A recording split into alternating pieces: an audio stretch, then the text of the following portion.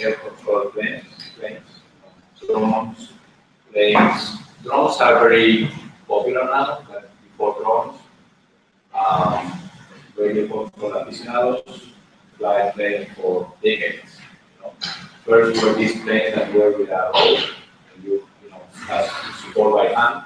Then later with radio control devices, you can control your plane, and your plane is always in the line of sight.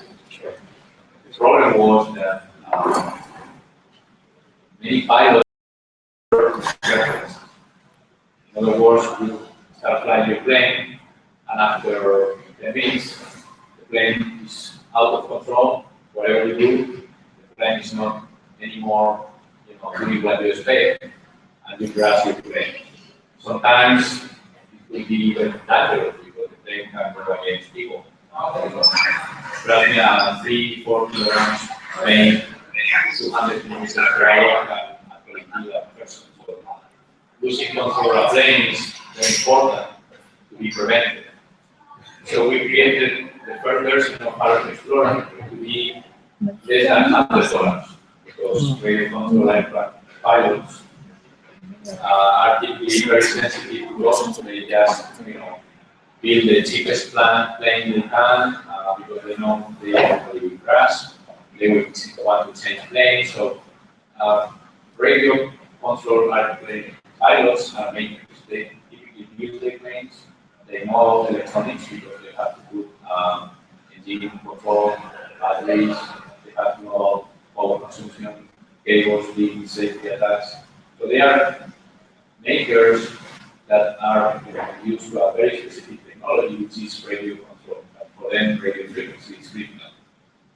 So we created this device, and rcgroups.com, which is the most famous radio control aircraft followed in the world. Some US based, like there are people from Asia, from Europe, from the United States, from pretty much everywhere. Having a lot of knowledge for the community, meaning I did explain what you think is wrong, oh, they should be higher, blah, blah. They are always contributing as an open code, and they do as well as electronics. So when we introduced this as an idea, they immediately accepted the $100 device that will prevent my $500 plane to crash, when you have it, right? So the point was to make something reliable, someone that you can trust, small, affordable, and actually preventing crashes. So we produced 100 units in the first batch. That was 2010. Pretty much all users came from UK. So the first units were bought by UK and US guys. They started testing it and saved a lot of plane crash and started, telling others, this is fantastic. I already cost only $100. At that time, Series Studio offered it with free shipping. So in a few weeks, you can have it for $100 only. And then immediately they started asking, oh, but I fly this other frequency. Can you produce a new model that covers this other frequency? Because the frequency you release is good for US and UK, but not for Germany or not for France. So we immediately started changing the electronics inside with the same format for other users to, have covered the frequencies they care about. And eventually, someone unrelated to this work tested that device and said, it's good to use also for cell phones. So started talking with other professionals that will get to cell phone installations, mostly technicians, and started asking for capabilities specific for that market. That game was mostly software and hardware. So that's more or less how it started. Very particular, maker world, which was radio control airplane, and again growing and growing over different frequencies and opening the market to completely different unrelated people. And the key was that it's a reliable instrument, but it's very affordable. The most expensive version we have so far was less than $300. And that's comparable things to $3,000 instruments. And the appealing for technicians that will never pay $50,000 for an instrument like that, because they will not really get all the features that the device can do. But in some other cases, we have customers that have a $3,000 device and our device as well as a proper solution to bring back quickly, and when they need more accuracy, they go to the expensive one.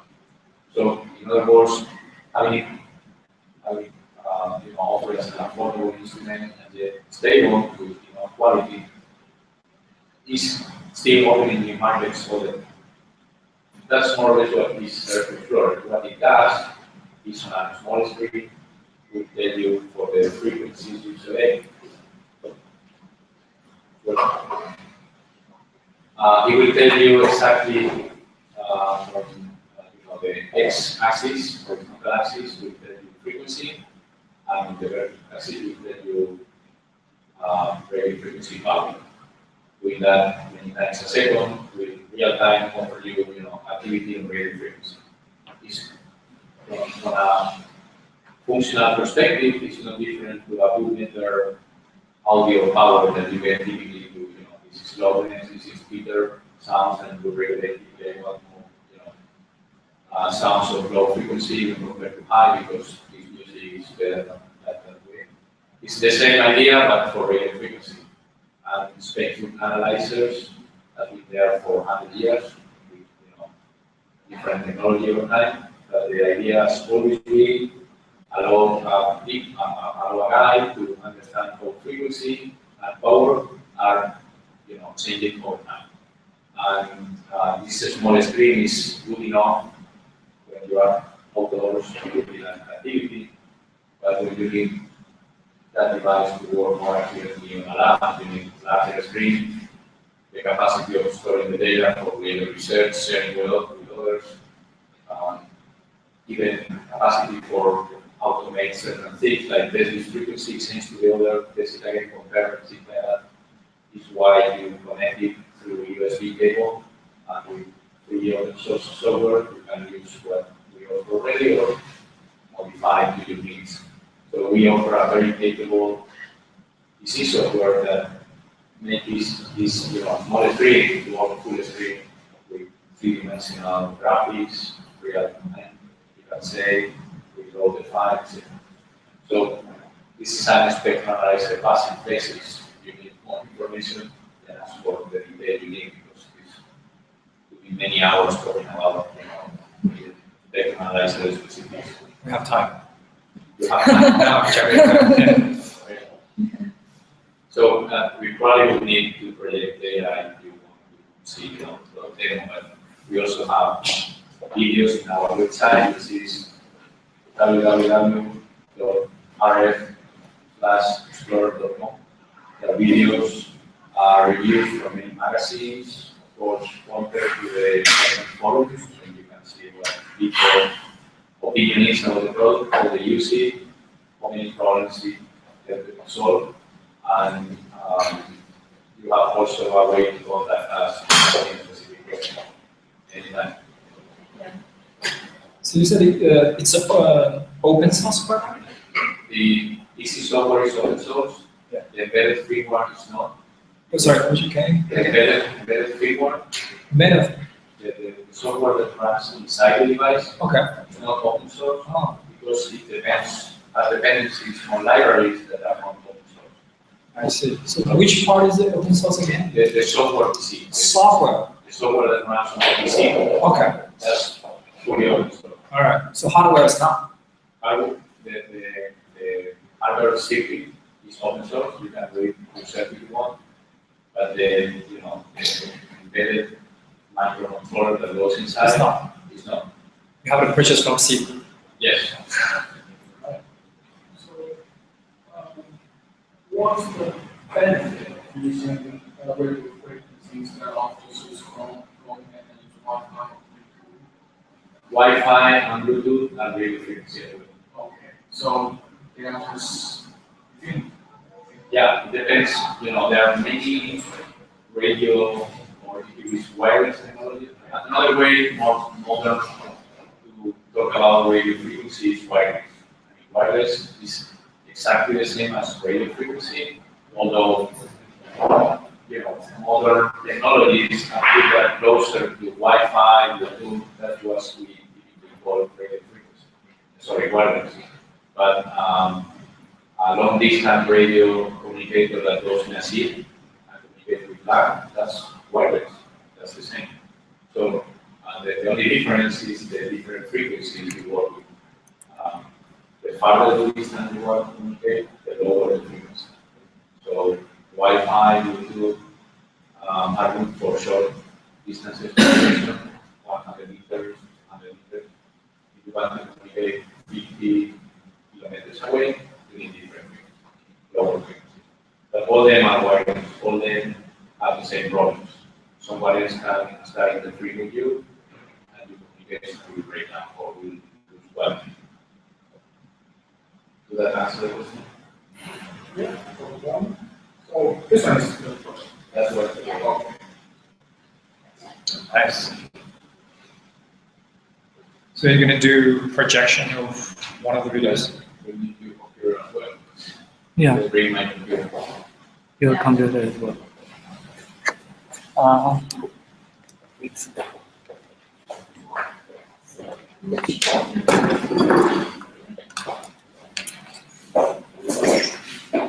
So what is this doing? Loading something? yeah, it's a recording how Okay, Google. so can I open a new web page here?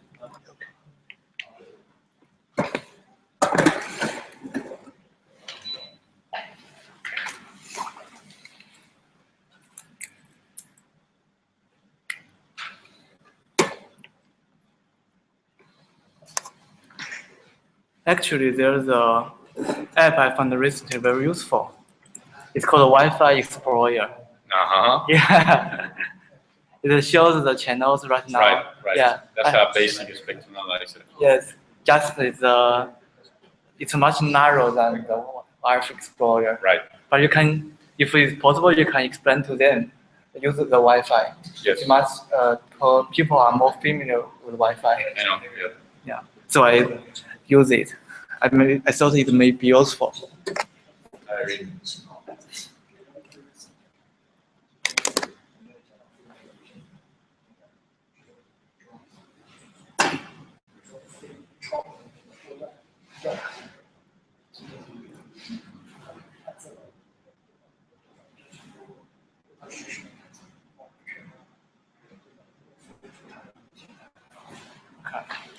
So this is not RF Explorer. This is not, but works basically the same, although with less resolution. This will tell you in the x-axis the channel number, so not exactly the frequency in gigahertz, but will tell you the channel Wi-Fi channel number. It will be 5 gigahertz. That's why it has higher channel numbers. And this is power, but rather than in standard power values, is in percentage. So the best you could get would be 100 decibels, and then whatever you get in between are lower, less efficient channel communication. And then it identifies the Wi-Fi channel transmission numbers. This would be a basic spectrum analyzer specific for Wi-Fi. Yes, that's cool. Is it real time now? I think so. But Yes. where's it detected? This the is very not, own, that's the not very for, same PC. yeah, it's not for RF. If you want, did you take RF Explorer? Not with me. No, it's, No, because with so I present this to you because this is much simpler than our RF Explorer. Oh, actual product. This is just to give you an example. yes, that's an example. So This it's is a not software. RF Explorer.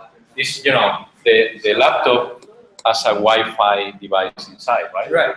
So why not use it to detect frequencies, right? This PC software, there are other for cell phones as well that will tell you, which channels and what's the name of those channels. Right. Not different to the bars you see when you try to connect to a Wi-Fi. Yes. Although they don't typically tell you the channel number, the software tells you the channel number. So actually, this is software that work. It's software that's working real time. And with the hardware that we are making in Apple, Right, exactly. that's a display. Okay. Right. The problem is you are now a radio control airplane pilot. These frequencies are useless, other frequencies that are not Wi-Fi. Okay? So this device, this software will never help you in that because it's only for Wi-Fi. Oh yeah, because Right. But if I write a control airplane and 100 megahertz has nothing to do with it. this software is produced by US. No. It's That's a one of the many software that are for understanding Wi-Fi communication. It's a public. Yeah. It's called Wi-Fi Explorer. Okay. Oh, Wi-Fi Explorer. Simple RF Explorer. Nice. I Okay, can show so let's some go to the YouTube. yeah. So let's Let's go for that. let me show an introductory video that one of our distributors. This is a distributor from New York. Did an introductory video some time ago. There's no song. Introduce the RF Explorer handheld spectrum analyzer. We've seen a couple spectrum analyzers on the market, but this is something new. I have It's pretty pure and simple, very, very basic analyzer. As you So you can see the device itself. What's the size? Very small. I mean, you can put in a bag and has no weight. And then the software running the PC and the PC behind is pretty much showing the same as what the device is doing with a larger can see, screen. it has a relatively high resolution screen for a device this small, showing me right now a 100 megahertz section of the usable spectrum and showing the relative noise floor of various frequencies, including the spike. I've got a transmitter turned on, and that's showing me right where that is, telling me that peak, what the frequency it is, and what the relative RF level of that peak is. It has a pretty basic menu to jump around and change. Center frequency, frequency scan, low frequency, and high frequency. It has option cards where you can change the bandwidths that you're looking at. You plug it into a computer with a standard USB cable. You can download some free software, and this will show you in a little bit more detail a live view of what the spectrum analyzer is actually reading. You can hold it to capture a freeze frame of what you're looking at. Even export the screen image as a photo for reference later, and some other configuration settings. And but basically, pure and simple spectrum analysis. This is a wideband device. It'll cover all of the UHF blocks that you're probably using, and that's the RF Explorer. That's the RF Explorer. And then let me see if I can look at some of the yeah. No, this is a distribute. This is one guy working in a New York distributor. So they are a technical shop in New York, in Manhattan, and then they are very technical. They explain their customers how to use a spectrum analyzer. And sometimes you can have some video for us to yes, the problem is it takes some time, to create a video. But yes, I agree. Oops. But there's plenty on YouTube. Yeah, but there's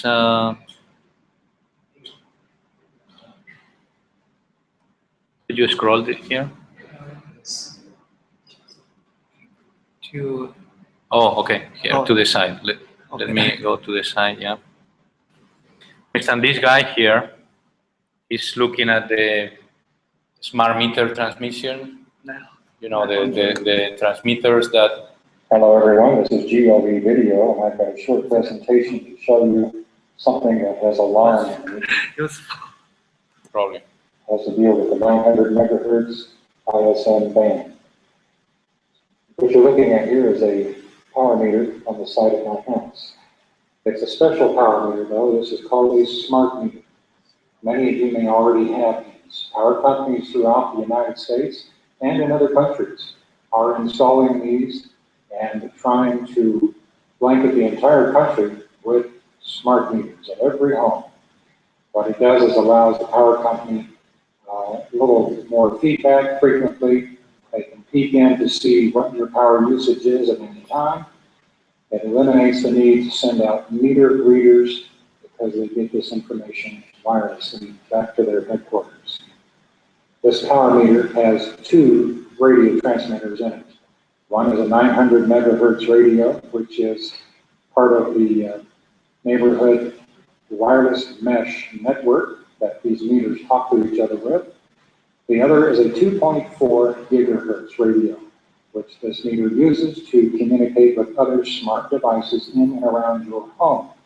Could be your thermostat if you have signed up for a particular power cooling regulations program through your power company. It will communicate back to your thermostat to turn your cooling down on very hot days.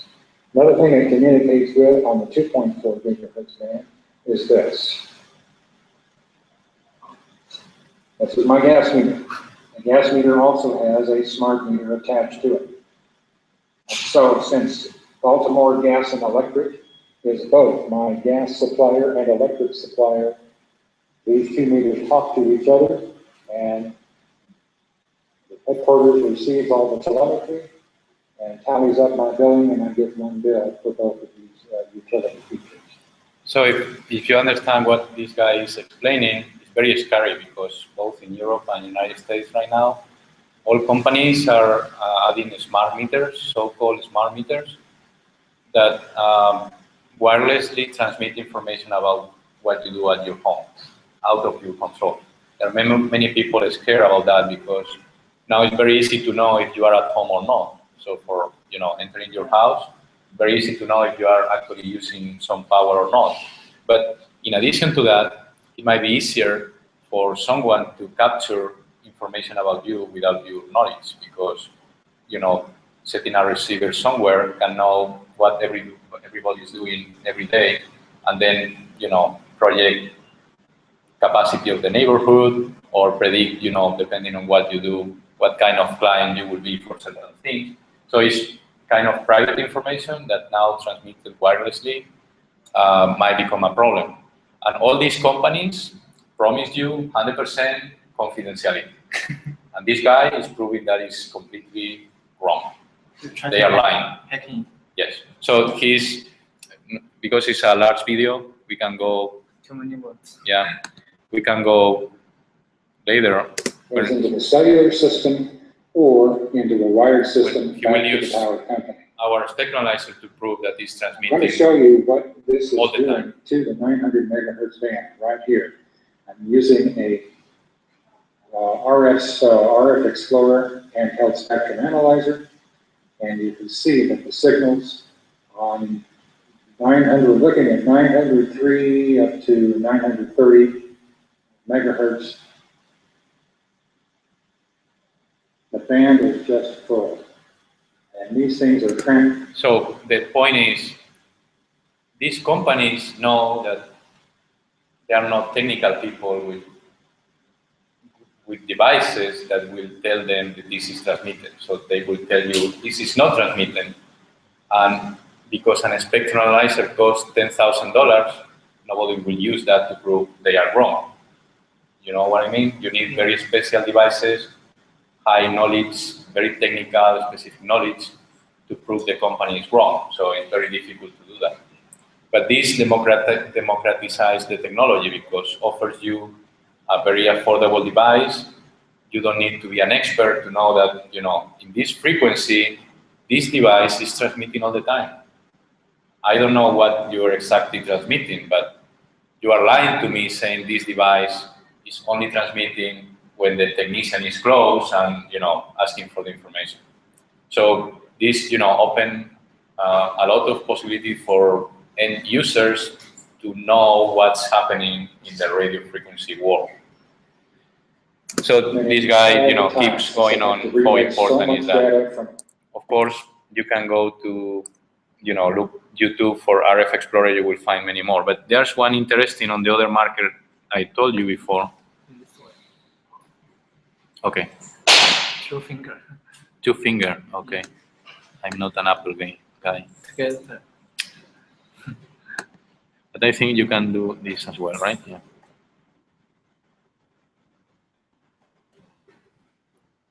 国外的已经是属于无线超表源了，在国外还没有实现这样的系统。啊？应该是不难的。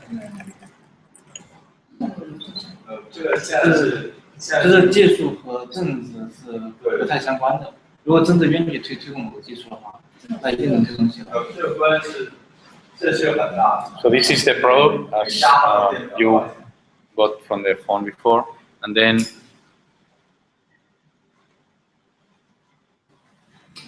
here we have a selected collection of videos that might be easier to look at. 这不一定，这种产业的事情，也有可能消费者买单，也有可能政府买单。这样的话，现在换银行因为超表的是那个钱肯定是要你出了，你换个电表钱肯定是要你出，关键他们什么时候想换代？对，他们是什么时候想换的问题？觉得这个东西现在可能实际程度会比较够了，或者是就可能过我们采访有价的做下来，推出下来的。 These are all reviews from magazines and forums of the device. 在下岗。他那次还是一样，你要过去的，但我们先过去。 How far the singular can travel up to 900 megahertz? Sorry? How far the distance from the how far it can travel single to the company?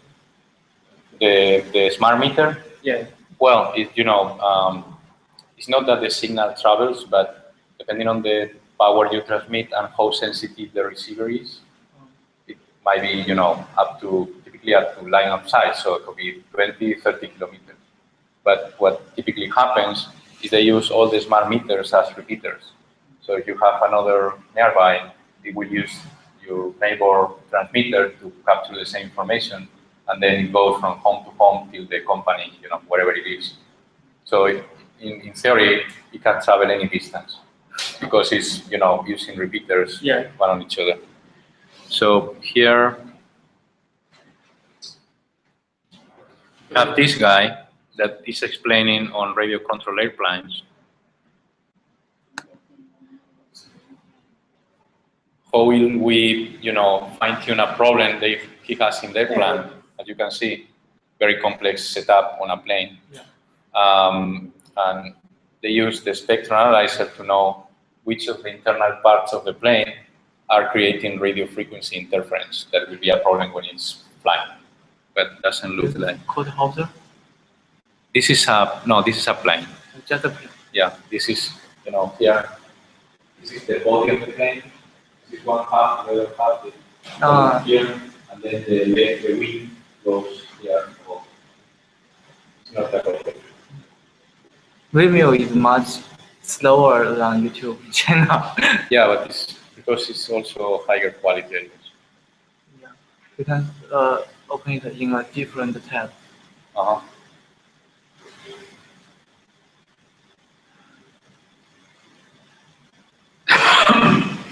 To catch the data. And mute it, so you can explain other, so we can come back later. Okay. Much. So this is another. Let's see how this works. This Skywalker is a specific model of plane, and the flight test team they have a website. They are, I think, 10 pilots that test every new plane or copter or drone that goes to the market. Test the device in real life, see how it flies and all that, and put that for the community to know. And they are very nice guys. They know all about planes. The best, where is the best? The best one? The best Where they fix that is we got one of these Ariel Rocholl. Yeah, it's awesome. You can see That's a very exactly what's transmitting on different frequencies in real time on this tiny little display. And I found every once in a while, the huge towers we have out there, they transmit on the exact frequency I was flying on. Oh, wow. Do you switch that, or how do you? Yes, you can actually switch the frequency it operates on, so I just lowered it, and it was perfect in it. So it's not a lot. No. If you're gonna make an investment like this, it wouldn't be bad to make an investment like that. Yeah, Protect your investment. yeah, it's great. The long range system works wonders. Now, is this original? You added this in, right? Yes, I added, So they are no because I longer wanted talking something about more RF on this Explorer. thing. Yeah, I have. But if you want to look at the plane and how it flies, so this is the tower.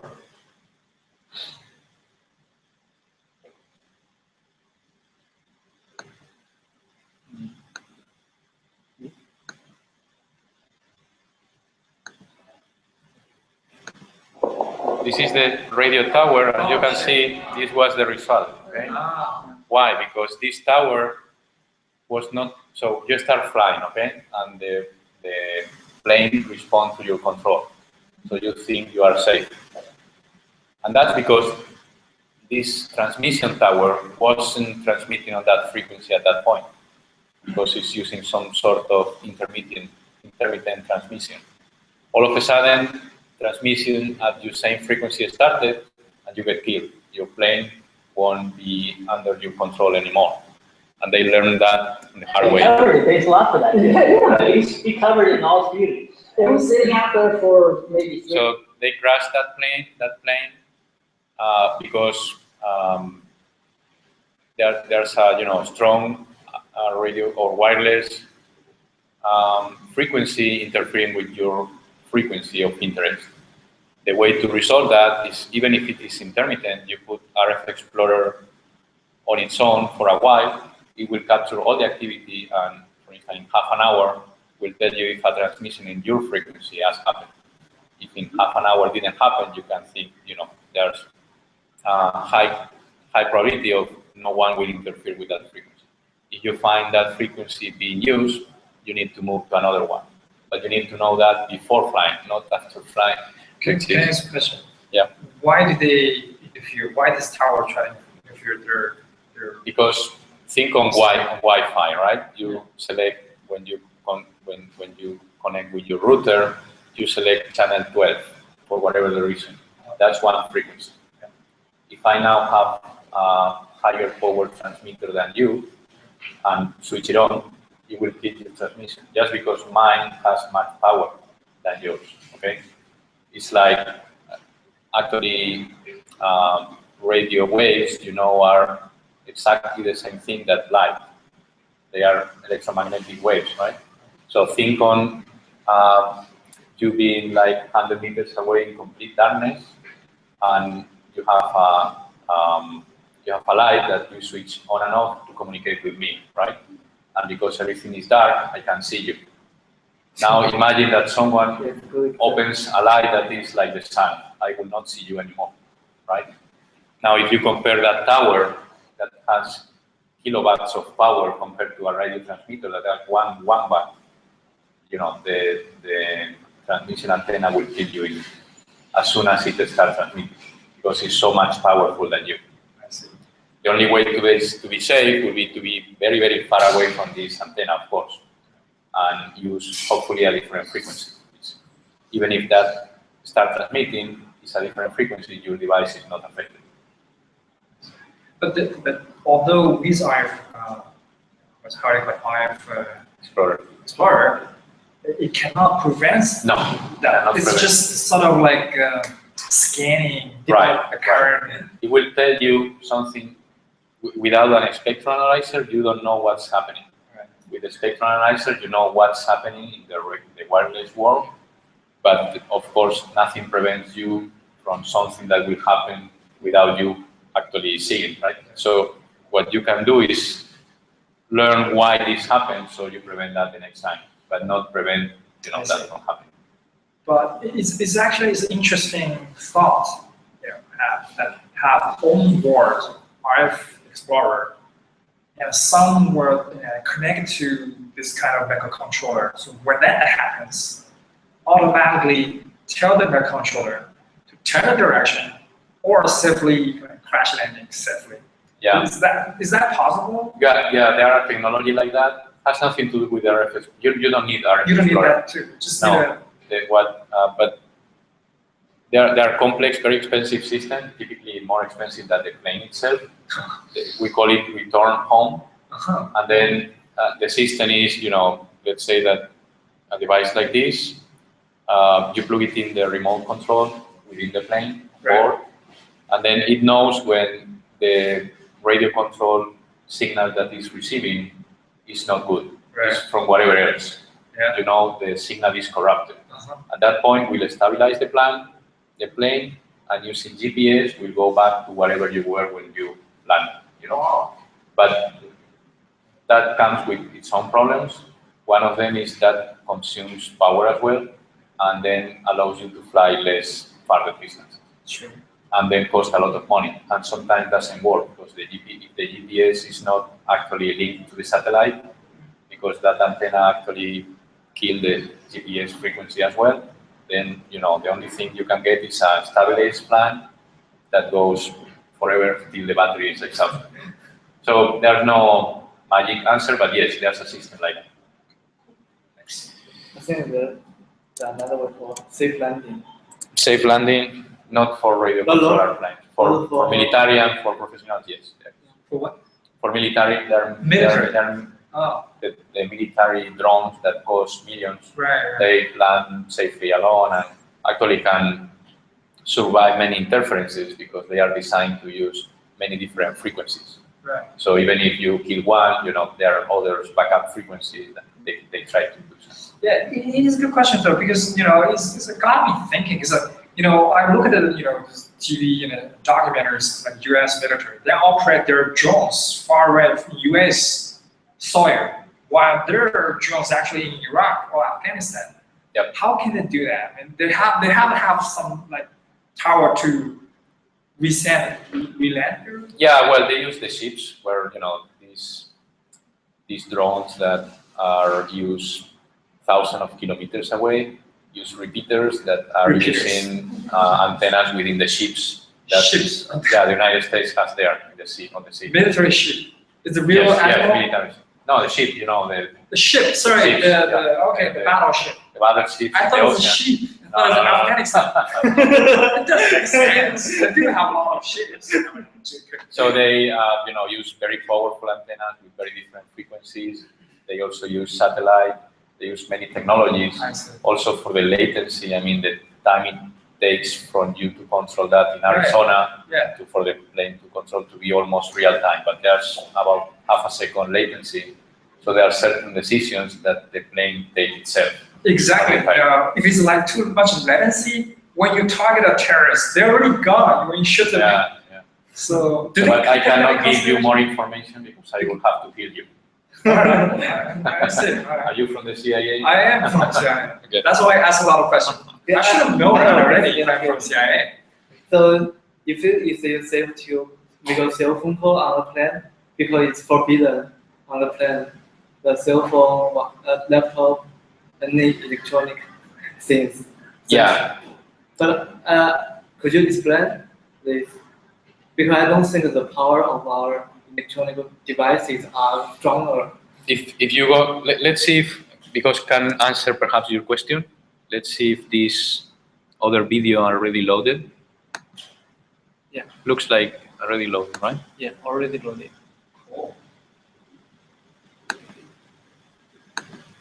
Hey everyone, I have been trying to put together this easy start, and I've got tons of long words just in here, 5.8 gigahertz transmitter up here. What I was finding was I was getting some noise issues coming off that 5.8 transmitter, which was reducing the range of the Thomas system. So I picked up this article. So before he goes far, oops. As we said before, these are kind of the internals of a radio controller airplane, standard radio controller airplane, not very complex. This here is the video transmitter. So it has a camera somehow in the nose of the plane, and that connects here. So the plane is transmitting video back to the pilot, right? That has some way of either a glass or a monitor to see what the plane is, looking at. Then this is some sort of power control for the transmitter, and then you have some capacitors and some electronics. But this guy here is the one that gives information into the video about what's the altitude, what's the speed that you are flying. So it's Sensor. Yeah, it's a electronic device that captures a lot of sensors and put that information on the screen so the pilot sees that real time. And this here is the most difficult device to control, which is the radio receiver. So as you can see in the plane, typical plane, you have a transmitter that is transmitting video at one frequency, and the other is a receiver, which is receiving, the plane is receiving commands from the pilot, go left, go higher, and a different frequency. You cannot transmit and receive in the same frequency because there will be no way, to both differentiate what's happening. So they use two different frequencies. The problem is, many times, electronic devices of any kind, including laptops, tablets, whatever, creates radio frequency signals. Signals you don't want, but because they are electronics that switch very fast to do things, that creates unwanted frequencies. Which is nice. Which is not nice. Noise. It's noise, radio frequency noise. Yeah. And that's why all these devices needs to be certified in a lab before they can be marketed, to guarantee not that they don't produce noise, but they produce below certain threshold. So, in other words, you can switch this computer on and will not kill the electronics on the other one. So they can, work more or less fine together.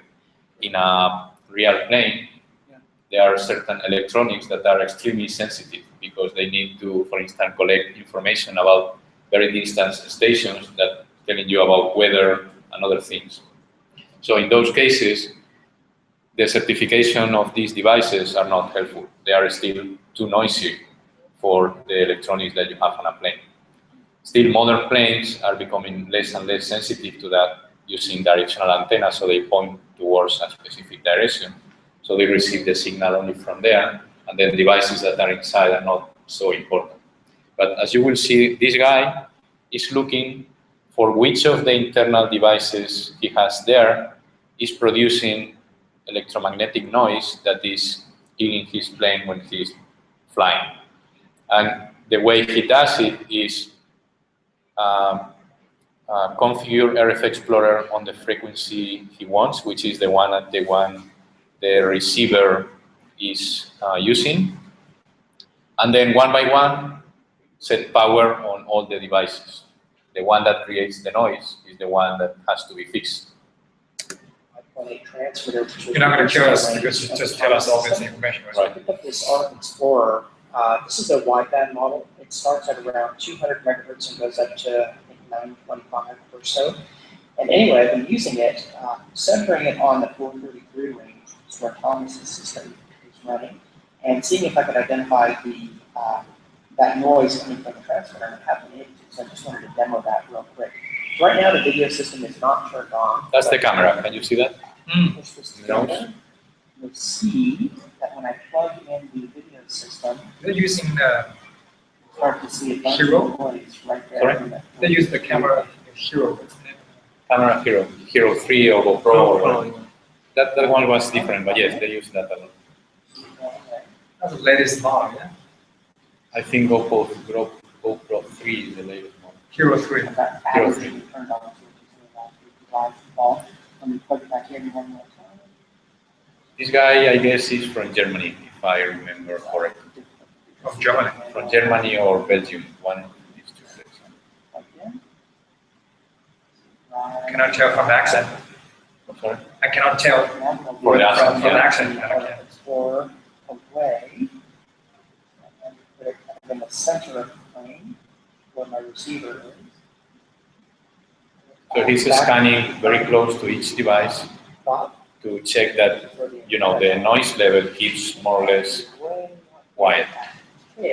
So far, so good. See, so now if I unplug the video system, I'll do right now, there's virtually no drop. So there's no difference out here at the tail with the video system. So I want to make sure on or the off. radio frequency That extra is separation below definitely the helps. And this gives me a accepting way to visually point see of that Yes. this communicating noise coming off of that transmitter as the distance. That's the camera. transmitter. I've used this Ariel Explorer to check out this 540 OT camera, and I have concluded that it is indeed pretty noiseless. It is not producing any excess noise. All of my noise right now is coming from this video transmitter. So I will ask you later which was the device adding noise. So you will have to tell me which is the device he found to be the I noise. took one of these old KX, I think 151s, and I'll set the camera down. I'll do a quick demo. Actually, I'll pause the recording and come back and show you the difference with that camera plugged in. Okay, right now we don't have the video system powered on at all. I'm plugging in with that KX 151 camera. See that? You can see that? Yes. Like that pops up. So that's when I have this older camera. I don't use it anymore because I was finding a lot of noise with it. I'm going to unplug it right now, and you should see that spike drop all the way down. So what was Well, the, that's everything I wanted to show. which device was the one? I don't know. Is that one? Which is that one? The old one. The old The camera. one that don't stop using it. So as you can see, the camera itself was adding a lot of radio frequency noise because these cameras and even the Hero GoPro cameras are not designed for radio frequency airplanes. So they pass these controls, but they don't care about adding certain level of radio frequency noise because they are for your helmet, right? So who cares, right? I think they're building Wi-Fi in a Hero. Yeah. And then they actually put, yeah, you in certain models you can select. These are not, the Hero are very heavy for planes. They don't typically are used too much. They are used for octocoppers because they fly 10 minutes. But these planes can fly for hours. So you want to be as light as possible. So this guy has a number of crashes before. I didn't know why. And the reason was the camera. The only way to know is, switching it on and off, and with an spectrum analyzer, actually look at, this frequency, this is killing me. And this only can be done with an spectrum analyzer, because if you took other simpler devices that exist, which are power detectors, that put a number of lights on and off saying, your Wi-Fi router, you put it closer, and you see, the power is higher or lower, etc. The problem is it wouldn't tell you in which frequency that's happening. So that frequency might be a problem for you or not. You need that, resolution on the axis to know which frequencies are being This has been incredibly handy in diagnosing these noise issues. So I'm probably going to pick up, as they start to support more frequency bands, I'm going to pick them up because I've had GPS noise issues in the past. And as you can see, this guy is telling, I'm waiting for this, I think it's 3 years old video. This guy was waiting for the model we released in 2012 that covers all frequencies up to 2.7 gigahertz, and that includes GPS frequency, which is 1.5 gigahertz. And that also helped a lot of pilots to know why the GPS is not being received, because there are other nearby signal that is interfering with the very sensitive GPS receiver. So these kind of videos become viral at some point because, many, so my plane is crashing and I don't know why, this is the answer, $100, and, become very, very popular.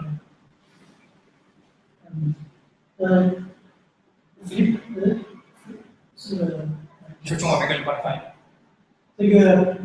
这个频率它是不是随着那个水流的图像的变化？ These questions like if the the signal change, is it changes according to 根据什么变化？ Video. Video. Yeah, the video camera. So this is the new video camera. This is the video camera assembled into the plane, and this is a safe camera because he found, as you could see in the start of the video, he scanned all the plane, including the camera. There was no noise, right? So he's flying with this camera, okay, and he's using this demo video to show that an old camera he had.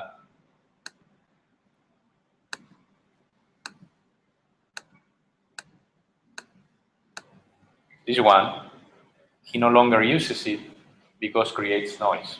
So it's a video camera, but as all electronic devices generate signals at frequencies it's not intended to. And in this case, this is, as you can see, 429 megahertz. This is not a video frequency.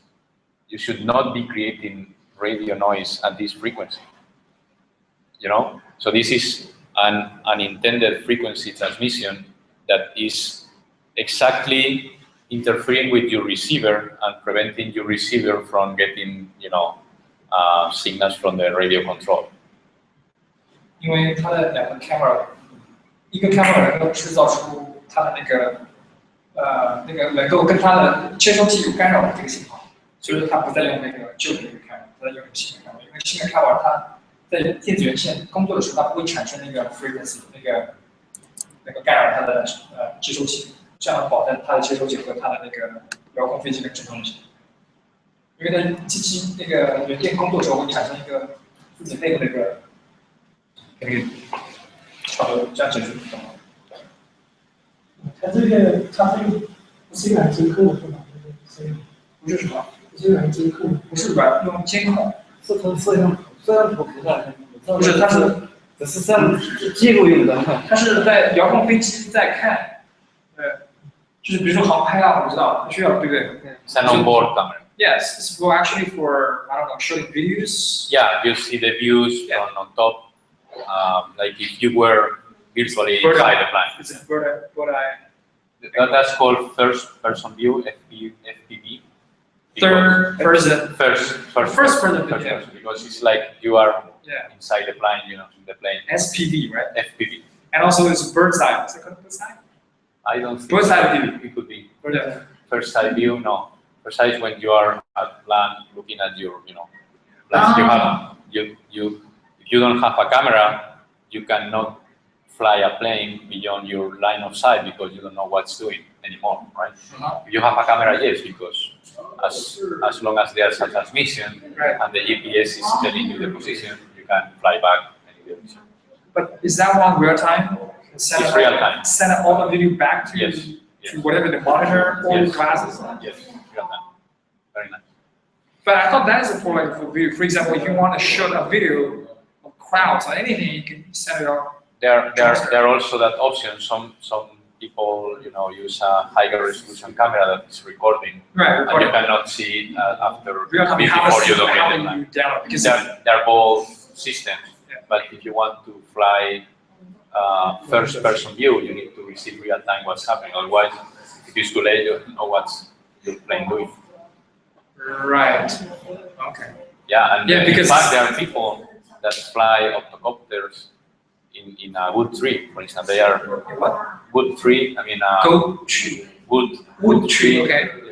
Plenty of trees. Yes, forest. You are, on a forest. Oh, really? Your planning side is very exciting. Yeah. Seriously, they do that? Yeah. That's cool. These guys from Flight Time, they do all the time. So let me show you the last, perhaps, video that has all the capabilities. There's no sound, so you can read, very easy to check. This shows what the device can do with the small screen.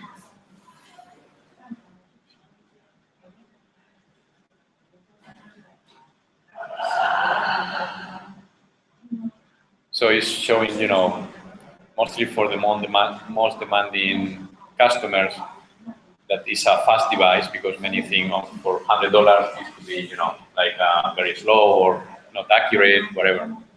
So we did create this very basic demo that showed you, the different options you can capture, how it can, span signals that are changing very rapidly, but you can eliminate noise with the different options. So this one, as you can see, as opposed to the other one, is capturing all the activity and remaining that on the screen. So it historically accumulates all the activity. You can configure it many different ways. There's no sound, so Yeah. We're not This sure. is sound silence. Yes.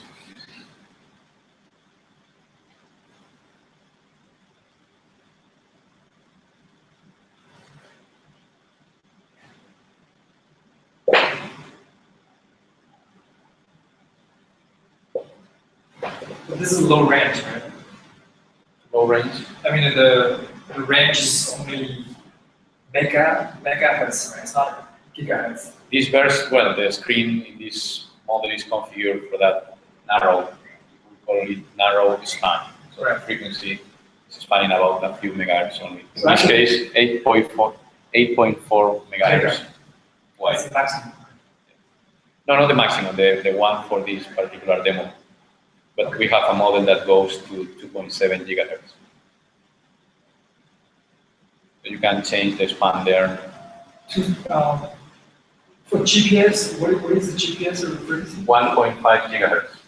Okay. I thought GPS is actually low frequency. Low frequency, right? But it's lower than Wi-Fi, which is 2.4. Right. But 1.5 gigahertz It's is high frequency. It's high frequency? Yeah, it's 1,500 megahertz. I thought GPS have a connect to satellite. That's why you have very low. Not very low, it's reasonably high frequency. Yeah. But because If it is low frequency, the problem with low frequency, you need a large antenna. Nobody wants an antenna like this in a handheld device. oh, It has to be low frequency. no, high frequency. It has to be high frequency. Yeah, Relatively high. relatively high frequency. Otherwise, you need a very long antenna Right. to accept the Wavelength. yeah. The wavelength, radio signals are proportional in frequency to the wavelength, Right. and the lower the frequency, the higher the larger the long wave, and that's why you need longer and longer antennas. And also, it's not linear. It's actually exponential, right? It's linear. It's linear. Yes. What is exponential is the ratio between power transmitted and distance. Yes, you're right. Yeah, I remember there's a That's right. square. So you can hold this, froze the signal on the screen anytime to watch very detailed, activity. This would be a jamming transmitter. This transmitter that this RF Explorer is detecting, as you can see, in a particular range, is killing all frequencies, right? That's what typically is used in certain areas to jam the cell phone. So if someone don't want you to use cell phones, put a jammer that is, sweeping all frequencies all the time that Right. cell phones use, and you can communicate. Exactly. I had this thing before. I bought it one time. So RF Explorer, that's actually not permitted. That's prohibited, no, at least in many countries. So with RF Explorer, you can very easily find the offender. Okay. It's permitted in China, apparently. Probably is permitted in China, or at least so far. At least I can buy it. Yeah. It's funny because we're walking through one city. The phone and the guy lost the signal. Probably fine. Yeah. Okay, so I think from a generic perspective, these are all RF Explorer can do. Wow, impressive. Thanks. Thank you. Thanks for your time. Thanks for your laptop. Yeah. One follow-up question is that we talk about this antenna to accept, to receive GPS signal, right? And the reason to use this high frequency because you don't want to have your really long antenna. But is that true that a longer antenna is the best in accuracy? Yes. Is that right? Yeah, and that's why, for instance, you have to communicate to far distance repeaters, you need low frequency. You need large antennas. These antenna towers Yeah. for FM radio, for instance, Right. they are large because that's the only way to cover very large areas. Right. But although our mobile have very short antenna, but we are also be able to receive GPS signal without a problem. Why? What device? Like mobile, like a mobile phone have a. No, so your GPS, sorry, your cell phone receives GPS because it has an internal antenna. Yes. GPS. I know, but it's really small. It's not that small. It's not that small. It actually is kind of spring that goes several ways with a narrow, very thin copper cable. Also, So that's yeah, circle certain area, not the whole phone. Okay. Because if circle the whole phone will be influenced by their own RF noise. I see. But in certain areas that are very well protected, they has a big dot distance much Right. longer than. So actually, the antenna is pretty long. It's reasonably long. Yeah. Wow, I didn't know. I thought it's tiny. If you ever disassemble or took apart one of these AM radios, AM radio is very, very low frequency, and the devices are more like this. So how do they do that? You probably saw a black edge that is ferromagnetic material that virtually increase the length of our cable, and then many turns of a very thin copper cable that is virtually a very long antenna, collapsed to a very thin space. So that's technique that has been used for decades for radio frequency. So, reasonably efficient antennas that can work at different frequencies. Thanks. So I have another question. Okay. How's the noise of the Explorer itself? That's a very good question. But another market we have, and I will answer your question right after that.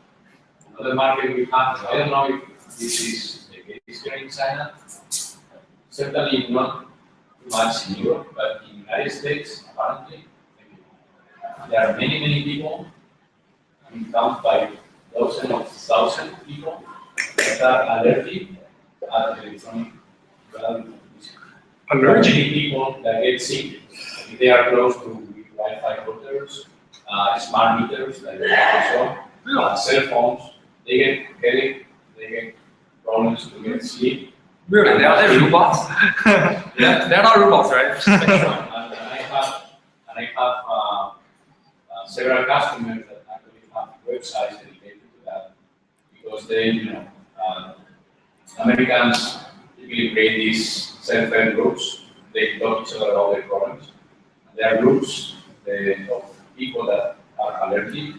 They call it actually super sensitive to radio frequency signal. So that's the name. It's covered by Social Security, so they help you to isolate your home with different materials to prevent radiation from coming. And they also create websites to document every day of the year which frequencies and powers the place you live are, okay. And they use that to, go to other places that are quite, of course, less and less places in the world are free from radio frequency. There are, places that are far from cities that are certainly quiet compared with others. So these customers are so sensitive to radio frequency noise that they are concerned to the spectrum analyzers itself because they are electronic devices anyway, right? So they generate. So there's a guy that has a website where he compares many different spectrum analyzers. Some of them, low cost, some of them very high cost, and they put the numbers of the actual radio transmission noise in the very same device creates.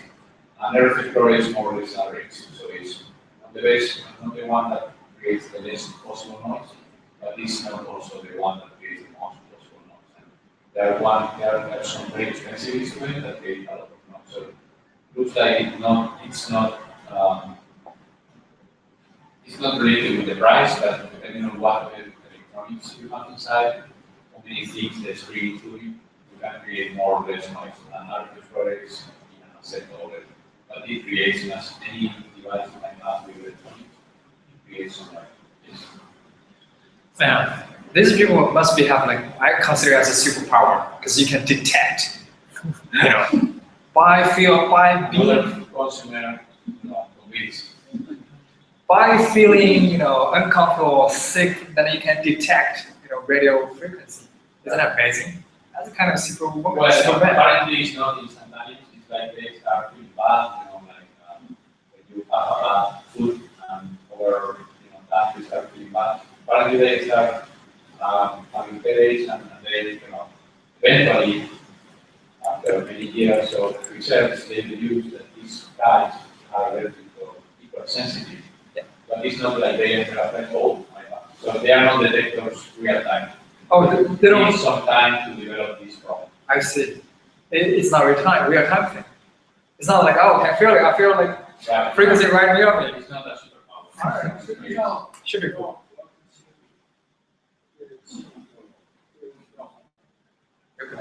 这个之前那个诺基亚很多前公司有受过强迫或者别人的主宰是那computer, how do we get With a USB cable, so we get the device has a USB connector that is used to charge the internal battery as well as transmit data to the computer. So the computer communicates with an open protocol. So anybody can create software using this protocol. So the device will receive data back and show it on the screen in any format or way they want to. So it's using a high-speed connection with the USB. You can update the software with USB. Sorry? The software of the five. NG over USB. 你再说清楚一点，没听懂你说什么。 Software upgrade on the device. Yeah, so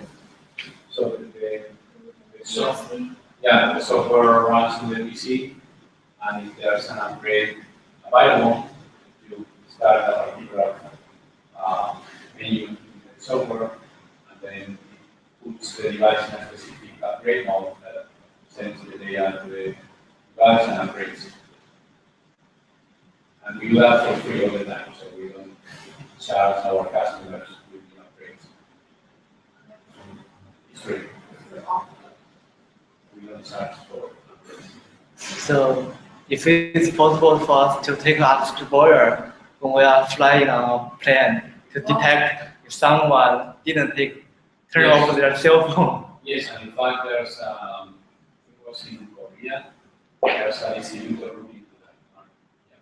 Because apparently many electronic systems for onboard planes are done in Korea, and they are looking for, trying to sell that the people on board should have one or two spectrum analyzers to confirm, when taking off and when landing, that actually there's no transmission of the frequencies spectrum.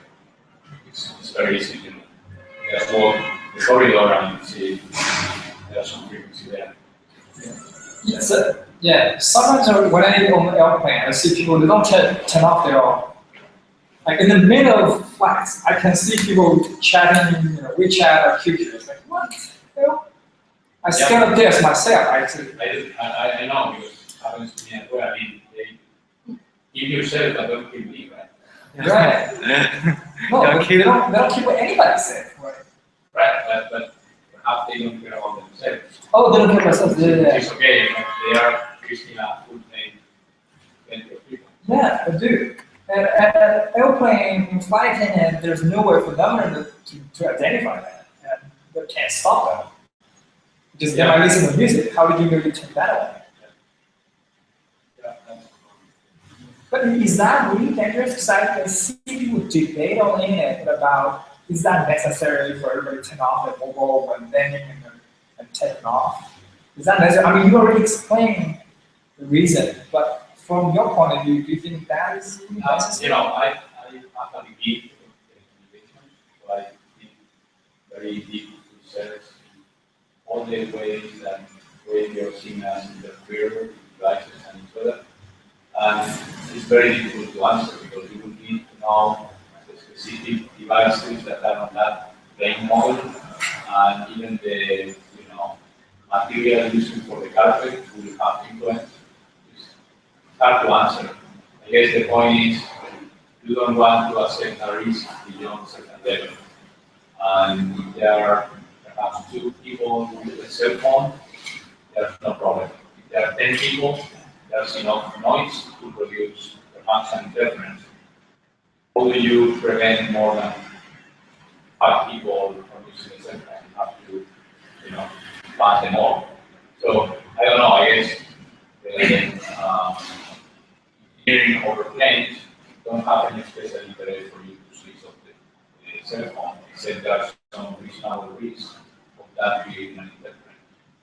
And the problem is, if eventually there's an accident and that was created by a cell phone, it's very difficult to do as well. How do you know reality? Problem came from that instrument. It's very hard to know. You can't tell from the blackboard, Right. black box. It's not recording that kind of activity.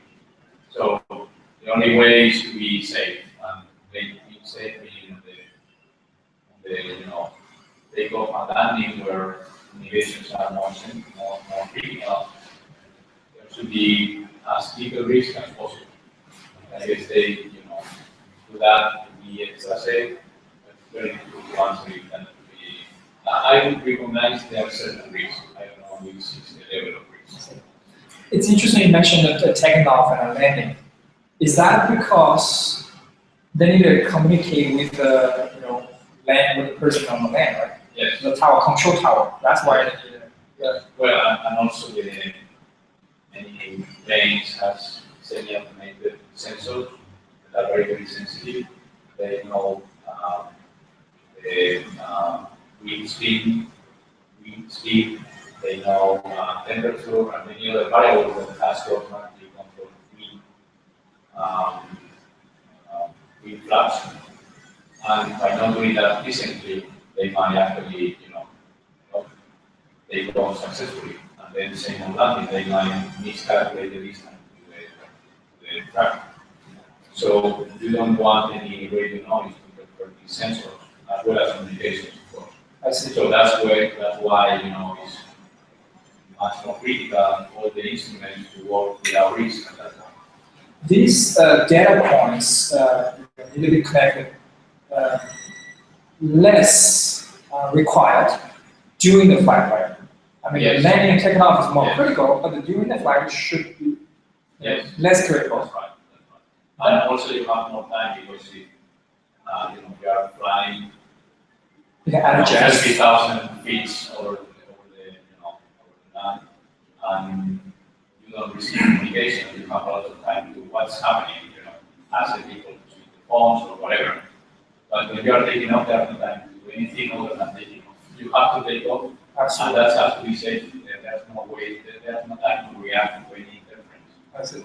Is that also a reason, because now, I mean, since about a couple of years ago, there's this wireless internet service on board. Is that, except for taking off and landing, right? Because on the air, should we finally have time to adjust? First to make sure they don't interfere with each other. Those are not all things, are all new things. Yes. That has been tested, prepared and tested for all the connectors and sensors to be very well shielded against radio frequency. So they are designed with that in purpose.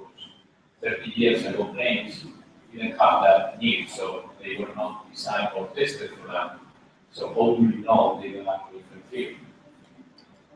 Whereas, because this is a powerful market, you can start to use it for online, Wi-Fi. All new planes are designed with that. Cool. Anybody else? And another question, and the sun is another singular resource, I think. Yes. Yeah. Sometimes. Frequency like this. Yeah. So sometimes it will interrupt our normal like cell phones, like satellites. It can crash everything. Yeah, the problem is, but it's not different to, if you think on your FM radio, perhaps not today, but 10 years ago, you might be hearing the radio, very nice, and then someone switches on the light, and then that's fun, right? Yeah, it's true. Why is that? Because that switch is not a transmitter, but it is an unwanted transmitter.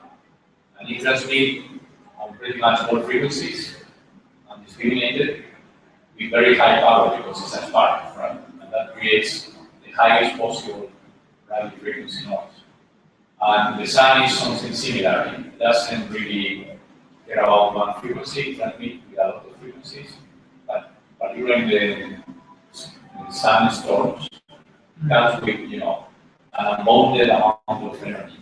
So it can not only give transmissions, in certain cases that will give power lines because there's so much energy received wirelessly that gives many circuits that are not prepared to cope with that. If it's more sensitive, it can be harm much more. Right, the more sensitive you are, the easier you get hit by some powerful transmission. That's why many satellites, modern satellites, has specific circuits inside to absorb all that energy and provide it as heat and not get the satellite destroyed because land power line you can repair and satellite is lost. You have to do another. It's expensive. You get an astronaut to fix that. Yes. That's not happening, but yes, it's more expensive to have a mission to fix a satellite than somewhere. I agree. I watched the movie. Yeah. What's the name of the movie? The Oscar water with George Clooney and Gravity. Gravity. Yeah. So the EVA is very dangerous. Extra vehicle activity. It is very expensive, very, very expensive. I've seen the movie, so I know it. And if you saw the movie, the girl was saved by a Chinese. I do know because I read Chinese too. That's how I saw it. Hey, 你会在这边吗？还是？明天要过来对吧？我们一会儿明天早上就起来了。拜拜。Yeah. So that's very interesting. Well, at least I find this very interesting. What do you think of that movie? I mean, technical wise, not from dramatic acting. It was very as realistic as possible. Yeah, but not being a scientific documentary. It was as close as it can be. Okay. It was only reaction of forces when they open doors, and that's very realistic. Compared to a movie that looks like, there's no reaction forces in space. Everything you do has a very strong reaction. And I think that's very well done in the movie. What do you think the Chinese module, the Chinese module, well, it was integrated into the atmosphere. So in the one that saves the Earth, right? Right. Yeah, so it was integrated, so they didn't show much that it was nice. I don't know how realistic. Chinese are going to set up in the future. Because ISS, International Space Station, they're going to expire in 2020. And at the time, the only space station in the air is a Chinese one. So, what's the name of the station? I don't know the name. Probably is Chinese space station. We probably have a Chinese name. Using the all the mission, you guys are sending to the moon and that they have Chinese names. You mean the mission Chinese do? There's a robot which landed on the moon. Yes, it's a J-rabbit. And was, I don't remember the name, but. What do you mean the Chinese one? Chinese one. Yes, the J-rabbit. It's V2. J-rabbit. Sorry.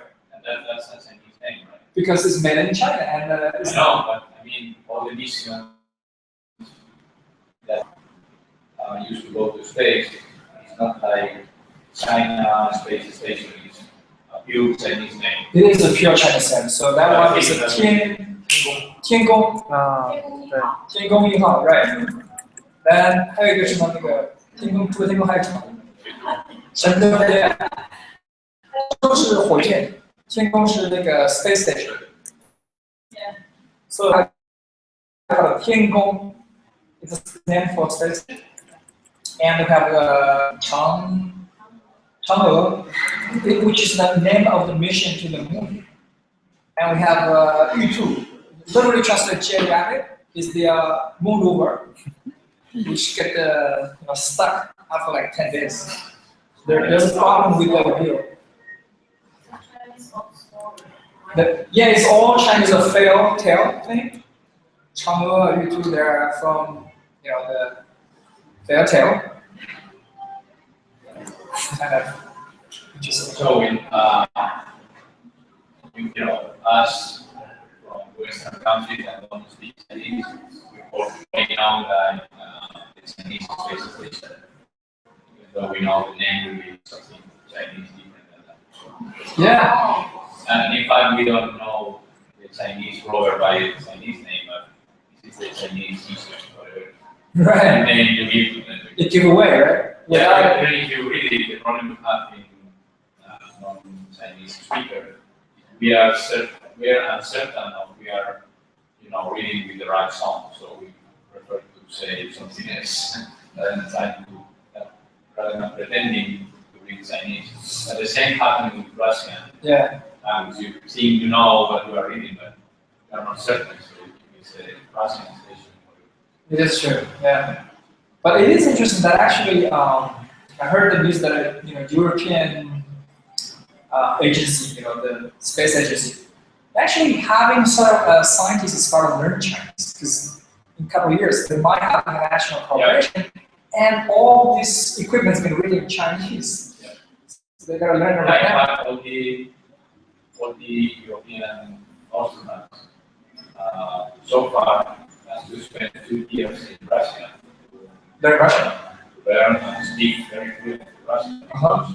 It's basic that it's then the space station. Right. It's Russian. It is. And all the controls and if there's an emergency, they keep communication with Russian. It's So true. it's a precondition that you need to speak whatever language you speak, English because it's the international language for the mission, and then Russian for practical reasons, and eventually Chinese.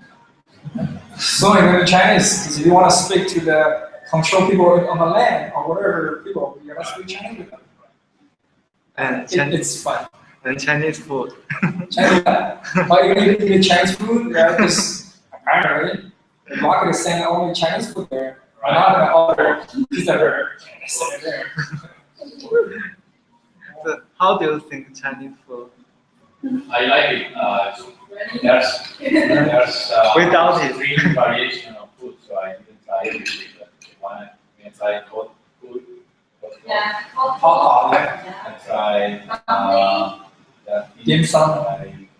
Hong Kong food. I tried food from Canton. I don't remember what else. Some variation, and I like it. I don't know if I will eat it every day. For a change, it's nice. And I think high quality food, very diverse and high quality, very diverse flavors, very tasty. Yeah, I think maybe some spicy food does not fit you. Yeah, very salad. That's for one day for me. 1 day a month, perhaps. Perhaps you guys are more used to eat that every day. Yeah. My stomach won't survive probably eating that every day. But it's like, for me, it's like Mexican food. I enjoy Oh, Mexican. getting hot. Chili. Yeah, chili or very hot Mexican food once in a while. I like it very much. You couldn't eat that every day. So, yes. I mean, there's for those people like a lay person, right, not familiar with what kind of like resources you suggest that we should learn or know more about? So it really depends your needs. You don't put time on things that you don't need for something, right? So what do you need with the frequency control for? Well, that's kind of basic telecommunication, right? I want to know more about it. Right. So you know, I'm a particular fan of all things that has to do with telecommunications, meaning wireless. I always was, since I was a kid, taking apart radios and trying to make them communicate better, typically the opposite, but I try to, if I shorten this antenna, why is working bad? I wanted to learn the basics and found out that the telecommunications history started by the first Marconi experiments are really very interesting. I mean, trying to, Marconi demonstrated that signals travel through space. The Italian guy, right? Yeah, the Italian guy. He was in UK at the time. Okay. Was Italian. He just did a spark with, batteries Right. in a place, and a few meters away, a cable received the spark. There was no cable between, right? Fortunately, that was 19th century and not Middle Age, because Middle Age is what you feel, because that's, the whole thing. Right. And, these speeds and meter space. And that's something you can do at home. You can spark and receive it. It will take you a few hours to reproduce. It's very interesting. And hopefully, this very basic and crude technology evolved into what we have today. That's extremely interesting. So if you want to start, perhaps a very basic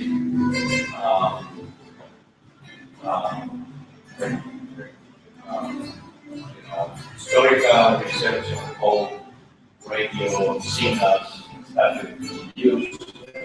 I could use some background and scope that can help you, go deeper to certain technology. And then probably the most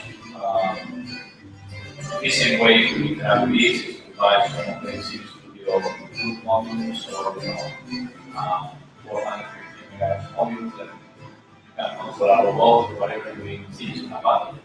And then I use a reference to see actually what's happening, why when you hit a button something is transmitted and why it's not. So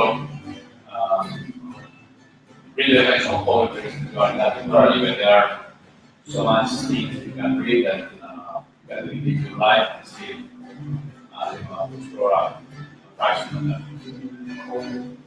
that. There are many, fortunately for you, there are many affordable modules that you can buy and experiment a lot. When I was a kid, that was not the option. The only option was to destroy the radio with your father and trying to fix it. Sure. Yeah, absolutely. Yeah, I know some radio device cannot be export or import easily. Right. And they're controlled by Yeah, that's because of what I explained before. When you have a device, then a non-radio device to certify it. And every country has its own certification. We actually in Europe, after many years, standardized the certification process. So we now certify the European community area, certainly in different countries. But before that, Spain had different certification departments and France. So when I actually we have to certify a record store, so we have to solve this country. And it's a nightmare for us because the lab we need to pay for every area in the world. The good thing about our devices, because it's this and Azure device category. For instance, United States don't require that we certify, other than confirm is instrument for measurement. So it's not so big money. And other countries like Europe is use certification steps to be done. And some other countries have some other difference, so you need to pay the last certification on that. Pretty much for every country you want to say that product. When you look at the back of your laptop, you can see a lot of different logos. There's C for Europe. C for Europe. There are many different certifications. Yes, yes, Some vendors don't really want to certify certain countries. Perhaps, New Zealand. Don't want to say these houses again for, certified for New Zealand. Perhaps I can say they are, 100 units a year, which is not working. So you cannot say New Zealand.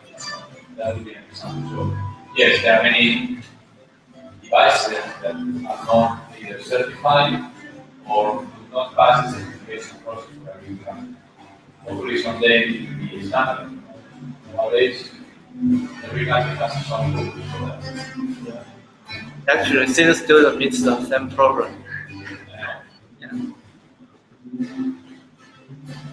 So, Yeah, the same happens not only with PhD, but with free and there are all places, all these standards for production devices.